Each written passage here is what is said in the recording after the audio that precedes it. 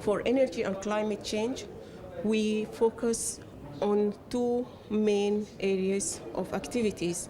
One of them is energy efficiency, and the other one is providing access to energy. We try to focus also, when we provide access to energy, on productive use.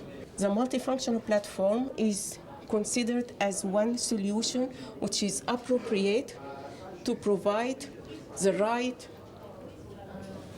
energy for the right cost, affordable to that community. Cette expérience qui est née au Mali et au fil des années, cette expérience qui a été répliquée au Sénégal, au Burkina, au Ghana, en Guinée, en Mauritanie, et qui fait qu'aujourd'hui vous avez un réseau de personnes qui communiquent entre elles, qui échangent leurs expériences, qui se forment mutuellement. Et ce programme est intervenu dans les départements de Kédougou et de Tambacounda. Et on peut dire qu'il a à son actif 40 plateformes qui ont été installées dans ces deux zones.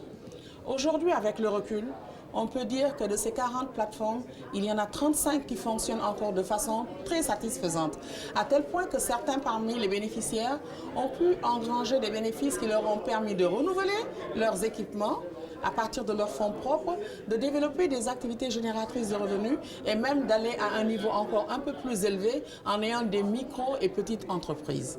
C'est le cas par exemple d'un village comme Batantinti où à partir des bénéfices, les populations se sont organisées pour avoir un groupement d'affaires.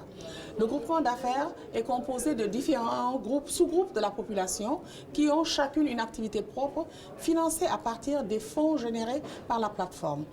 Ils ont construit une maison qu'ils appellent de l'artisanat et dans cette maison, c'est l'électricité produite à partir de la plateforme qui permet de faire fonctionner certaines activités de soudure, de mécanique ou de couture fonctionnant à l'électricité. En plus, les femmes ont maintenant des groupements qui font la transformation semi-industrielle des produits céréaliers qu'ils mettent mettent dans des sachets. Ils font la transformation des fruits et légumes, toujours à partir des bénéfices générés par la plateforme. Mais pour parler d'une expérience concrète, au début, par exemple, les femmes prenaient un crédit auprès de la banque.